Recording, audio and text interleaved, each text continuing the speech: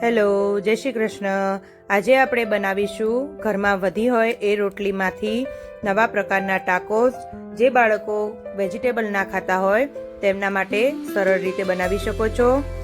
નવી રેસીપી શીખવા માટે અમારી ચેનલને સબસ્ક્રાઇબ કરો ને બાજુમાં આપેલી બેલ આઇકનને જરૂરથી દબાવજો, જેથી તમને અમારી નવી રેસીપીની નોટિફિકેશન મળી જાય. તો ચાલો આપણે સ્ટાર્ટ કરીશું.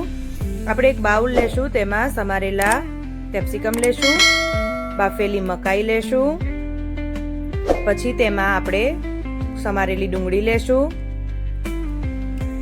મોઝરેલા ચીઝ લેશું, તેમાં પ્રોસેસ ચીઝ લેશું, 2 થી 3 ક્યુબ તમે લઈ શકો છો, સમારેલા લીલા મરચા, ચીલી ફ્લેક્સ લેશું, ઓરિગાનો, મિક્સ હર્બ બંને મિક્સ લઈ લેશું. બધું જ બરાબર પ્રોપર મિક્સ કરી લેશું.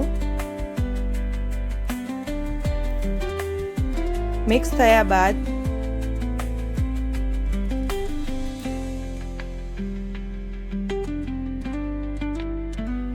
હવે આપણે સવારે બનાવેલી કાં તો આગળના દિવસની રાત્રિ બનાવેલી રોટલી લેશું.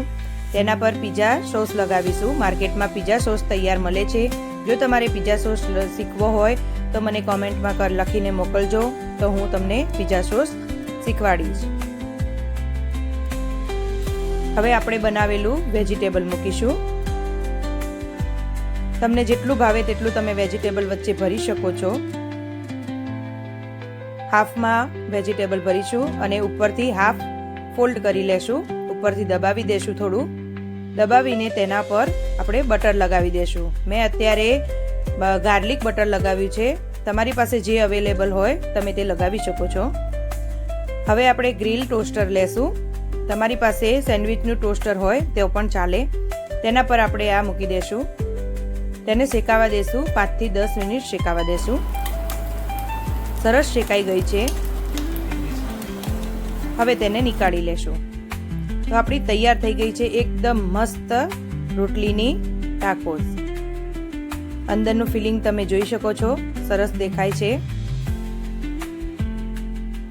એન્જોય.